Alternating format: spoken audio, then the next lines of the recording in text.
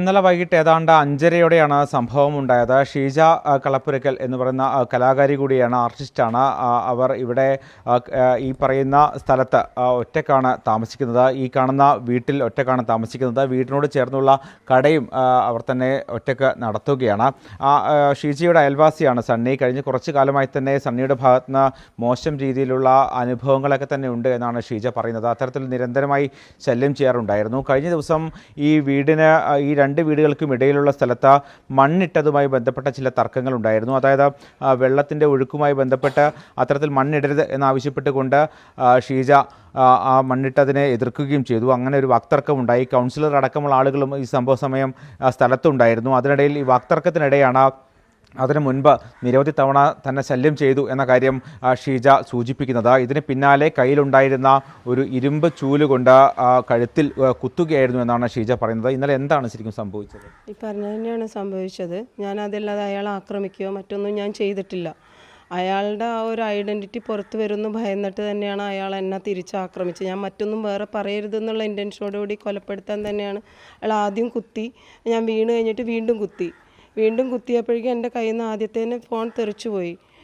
പിന്നെ രണ്ടാമത് എൻ്റെ ഫേസിന് നേരെയാണ് വരണമെന്ന് കണ്ടപ്പോൾ ഞാൻ തിരിഞ്ഞുപോയി. ശരിക്കും അതെന്നെ കുത്തിയാൽ ഞാൻ മരിച്ചു പോയേനെ. ഞാനിപ്പോൾ ഇന്നത് പറയാൻ ഇവിടെ ഉണ്ടാവില്ല. അയാൾ എന്നെ കൊല്ലണം എന്നുള്ള ഉദ്ദേശത്തോടു കൂടി ഇത്ര ആൾക്കാരെ മുന്നിൽ വെച്ചിട്ടാണ് ആക്രമിച്ചിട്ടുള്ളത്. ഇത്രയും പേര് ആ വീഡിയോയിൽ നിങ്ങൾക്ക് കാണാം. അത്രയും പേര് ചുറ്റിലും കൂടി നിൽക്കുമ്പോൾ തന്നെയാണ് എന്നെ ആക്രമിച്ചുള്ളത്. അതിൻ്റെ അർത്ഥം ഈ ഒരു പ്രദേശത്ത് എന്ത് തന്നെ സംഭവിച്ചാലും, എനിക്കെന്ത് സംഭവിച്ചാലും ആരും സാക്ഷിയോ ഒന്നും പറയാൻ പോകുന്നില്ല. ഒരു സ്ത്രീ ഒറ്റയ്ക്ക് ജീവിക്കണതിനുള്ള ബുദ്ധിമുട്ടാണോ എന്താണെന്ന് എനിക്കറിയില്ല. അയാൾക്ക് എന്നോട് ആ രീതിയിലൊരു വൈരാഗ്യമുണ്ട്. എങ്ങനെയാണ് ഈ സണ്ണിയെ നേരത്തെ പരിചയമുണ്ടോ? എങ്ങനെയാണ്, എന്താണ് ശല്യം ചെയ്യുന്നൊരു സാഹചര്യം എന്തായിരുന്നു? ഞാനിവിടെ വീട് മേടിച്ചിട്ട് ഇപ്പോൾ ഏകദേശം 3 വർഷമാവാറായി. അപ്പോഴൊന്നും പ്രശ്നം ഉണ്ടായിരുന്നില്ല. ആ സമയത്ത് എൻ്റെ ഹസ്ബൻഡും കൂടെ ഉണ്ടായിരുന്നു. ഞങ്ങൾ തമ്മിലൊരു ഇഷ്യൂ ഉണ്ടായതിനെ തുടർന്ന് ഇയാൾ സാക്ഷി പറയാൻ തയ്യാറാവുകയായിരുന്നു. പക്ഷെ ആ സാക്ഷി പറഞ്ഞതിന് അയാൾ വേറൊരു മോട്ടീവാണ് സാക്ഷി പറയാൻ. ഇത്രയും ആൾക്കാർ അന്നൊരു പ്രശ്നം ഉണ്ടായപ്പം 10-30 പേര് തടിച്ചുകൂടി. ഒരാൾ പോലും സാക്ഷി പറഞ്ഞില്ല. അപ്പം നിങ്ങൾക്ക് ഈ വീഡിയോ എന്നത് മനസ്സിലാവും. കാരണം ഇത്രയും അധികം പേരുള്ള ഒരു ഏരിയയിൽ ഇത്രയും ആൾക്കാർ കൂടിയിട്ട് പോലും ഒരാൾ പോലും സാക്ഷി പറയാൻ തയ്യാറായില്ലെങ്കിൽ എന്നെ ഇട്ട് ഇവിടെ കൊലപ്പെടുത്തി കഴിഞ്ഞാലും ആരും ഒന്നും പറയില്ല. വ്യക്തമാണല്ലോ. അത് ഇയാൾ മാത്രമാണ് തയ്യാറായത്. അയാൾ അതിനെ വേറെ ഒരു മോട്ടീവ് കണ്ടിട്ടുണ്ടായിരുന്നെന്നാണ് എനിക്ക് മനസ്സിലായിട്ടുള്ളത്. കാരണം അതിന് ശേഷമാണ് അയാളുടെ രാത്രികാലങ്ങളിലെ മെസ്സേജും വിളിയും, പിന്നെ ആരും ഇല്ലാത്ത സമയത്ത് ഇവിടെ കയറി വരും. അങ്ങനെ പല രീതിയിൽ പല ബുദ്ധിമുട്ടുകളും ഉണ്ടായി. പരമാവധി ഞാൻ അയാൾ വരുമ്പോൾ ഞാനിവിടെ നിൽക്കും. ഞാൻ ഇവിടുന്ന് അങ്ങോട്ട് പോവില്ല. പക്ഷെ അങ്ങനെയൊക്കെ വല്ലാണ്ട് കൂടി കഴിഞ്ഞപ്പോൾ ഞാൻ അയാളെ ബ്ലോക്ക് ചെയ്തു. ഈ രീതിയിൽ ഇനി പെരുമാറിക്കഴിഞ്ഞാൽ ബുദ്ധിമുട്ടാണ്, ശല്യം ചെയ്യണതിന് ബുദ്ധിമുട്ടാണ്, ഞാനത് എനിക്ക് താല്പര്യമില്ല എന്ന് പറഞ്ഞ് തന്നെ സ്ട്രിക്റ്റായിട്ട് തന്നെ മാറ്റി. അതിൻ്റെ ഒരു വൈരാഗ്യം അയാൾക്ക് എന്നോടുണ്ട്. കഴിഞ്ഞ കുറച്ച് ദിവസമായി ഈ പ്രശ്നങ്ങളുണ്ടായിരുന്നു. അപ്പോൾ ഇന്നലെ എന്താണ്? ദിവസങ്ങളായിട്ടല്ല, ഏകദേശം 3-4 മാസങ്ങളായിട്ട് ഈ രീതിയിലുള്ളൊരു പെരുമാറ്റങ്ങൾ 3-4 മാസമായി, 5 മാസത്തോളമായിട്ടുണ്ടാവും. അതിന് ശേഷം എൻ്റെ അമ്മ മരിച്ചതിന് ശേഷം ഒരു 2-3 മാസം കൂടി അയാളായിട്ട് സംസാരിച്ചിട്ടുള്ളൂ.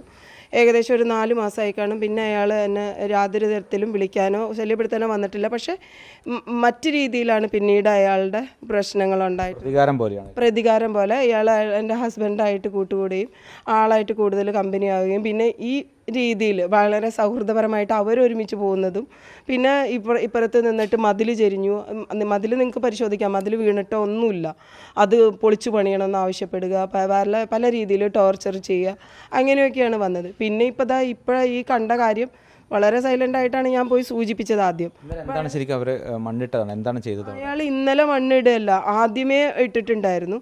അപ്പോൾ ഞാനിത് ചോദിച്ചപ്പോൾ അയാൾ കുറച്ചും കൂടി കൂടുതൽ മണ്ണ് കൊണ്ട് അവിടെ ഇട്ടു.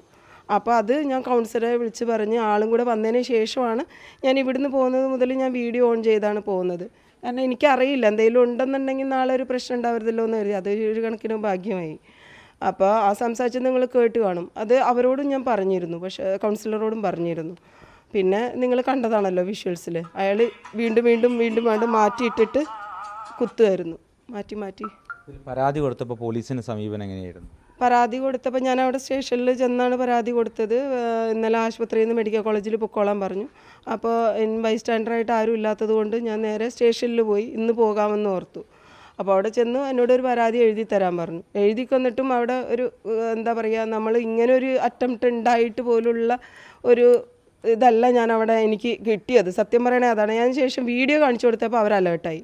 വീഡിയോ കാണിച്ചു കൊടുത്തതിന് ശേഷം, വീഡിയോ അയച്ചു കൊടുത്തതിന് ശേഷം സാറുമാരത് അത്യാവശ്യം വേണ്ട രീതിയിൽ തന്നെ കൈകാര്യം ചെയ്തെന്നാണ് എനിക്ക് മനസ്സിലായിട്ടുള്ളത്. എന്നോട് പറഞ്ഞു ഇരിക്കേണ്ട, FIR ഇടം വിളിക്കാൻ പൊക്കോളാൻ പറഞ്ഞു. പിന്നീട് എനിക്ക് വന്നിട്ടുള്ളത് FIR രജിസ്റ്റർ ചെയ്തു എന്നും പറഞ്ഞിട്ട് വന്നു. ഞാൻ ഇന്നലെ തന്നെ ഡൗൺലോഡ് ചെയ്ത് നോക്കിയപ്പം അതിനകത്ത് എൻ്റെ അഡ്വക്കേറ്റായിട്ട് സംസാരിച്ചപ്പം അതിന് ഈ പറയുന്ന രീതിയിലുള്ള വളരെ സീരിയസ് ആയിട്ടുള്ള ഒരു വകുപ്പുകളും എഴുതി ചേർത്തിട്ടില്ല.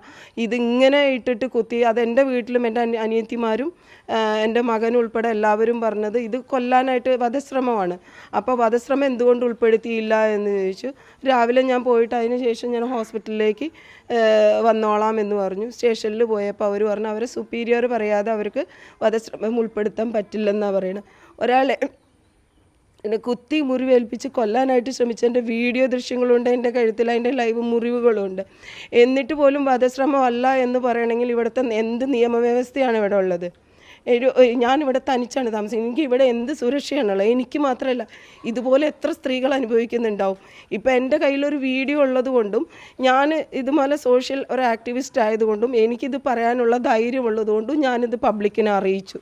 ഇതുപോലെ എത്ര പേര് എന്നെ വിടിയിട്ട് കൊന്നാൽ പോലും 10 പേര് ആരും അറിയില്ല, ആരും പറയാൻ പോകുന്നില്ല, ഒരു തെളിവുണ്ടാവില്ല, എനിക്ക് വേണ്ടി ഒരു സാക്ഷിയും ഉണ്ടാവില്ല. പക്ഷേ എനിക്ക് വേണ്ടി എൻ്റെ ക്യാമറ സാക്ഷിയെ എന്നുള്ളതാണ് എനിക്ക് ആകെ പറയാനുള്ളത്. അങ്ങനെ സ്വാധീനമൊക്കെ ഉണ്ട്. എൻ്റെ ഭർത്താവ് ഉൾപ്പെടുന്ന ആൾക്കാർ അയാൾക്ക് സ്വാധീനം, അയാളെ രക്ഷിക്കാനാണ് ശ്രമിച്ചുകൊണ്ടിരിക്കണമെന്നാണ് എനിക്ക് മനസ്സിലാവുന്നത്. അതാണ് മനസ്സിലാവുന്നത്. എൻ്റെ ഇപ്പോൾ ഒരു പെണ്ണിന് ഏറ്റ അപകടം എന്നുള്ള രീതിയിലും കൂടിയല്ല, ഈ പറയുന്ന കൗൺസിലർ പോലും ഒരാളെടുത്തൊന്നും മറുപടി പറയാൻ പോലും കൂട്ടാകാതെ മാറിക്കളയാണ് ചെയ്തത്. അവരൊരു സ്ത്രീയാണ് എന്നിട്ട് പോലും. ഇപ്പം നിങ്ങളെല്ലാവരും കണ്ടതാണല്ലോ. ഇതെനിക്ക് എൻ്റെ റീസൺ എന്താണെന്ന് എനിക്കറിയില്ല.